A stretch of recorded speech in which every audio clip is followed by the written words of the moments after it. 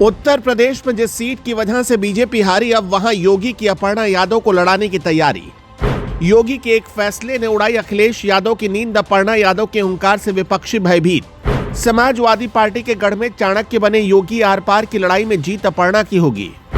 जी हां, योगी आदित्यनाथ राजनीति में अगर इतने लोकप्रिय बने हुए हैं तो वो यूं ही नहीं है। एक एक मोहरा, एक एक चाल योगी ऐसे चलते हैं कि विपक्षी टीम के होश उड़ जाते हैं।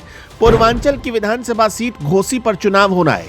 ये वो सीट है जहां अखिलेश यादव जीत को लेकर कॉन्फिडेंस में है, क्योंकि यहां एक विधायक की मौत हुई है और अखिलेश ने उसी परिवार के किसी शख्स को टिकट देने का मन बनाया है। योगी सहानुभूति की इस लहर में अपना सबसे बड़ा कार्ड चलने जा रहे हैं। अपर्णा यादव को जिम्मेदारी दी जा सकती है कि अखिलेश के जीत के ख्वाब को तोड़ दे और घोसी में कमल खिलाए।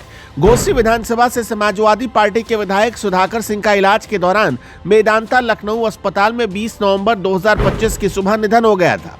कानून के मुताबिक 6 महीने में सीट पर चुनाव कराने होंगे, यानी मई 2026 से पहले घोसी सीट पर उपचुनाव करा लिया जाएगा।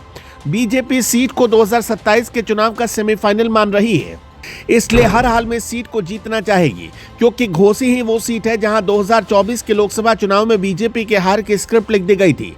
जी हां, 2023 में घोसी ने ही यूपी में बीजेपी की हार की भविष्यवाणी कर दी थी।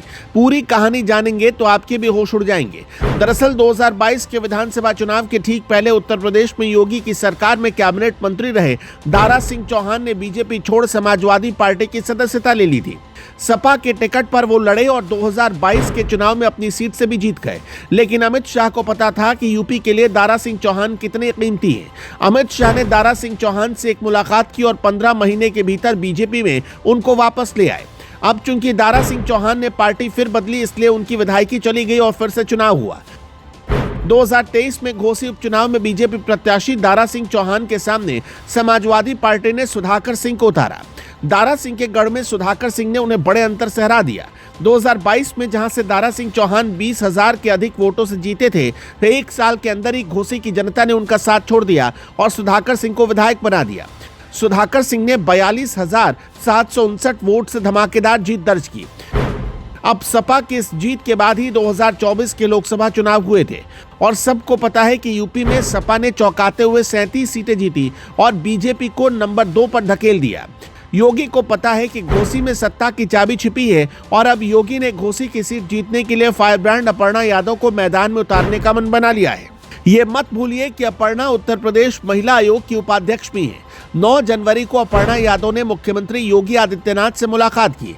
खबर आई कि अपर्णा ने केजीएमयू में हुए जोरदार प्रदर्शन को लेकर योगी से मुलाकात की, क्योंकि अपर्णा केजीएमयू प्रकरण से बेहद नाराज बताई जा रही हैं।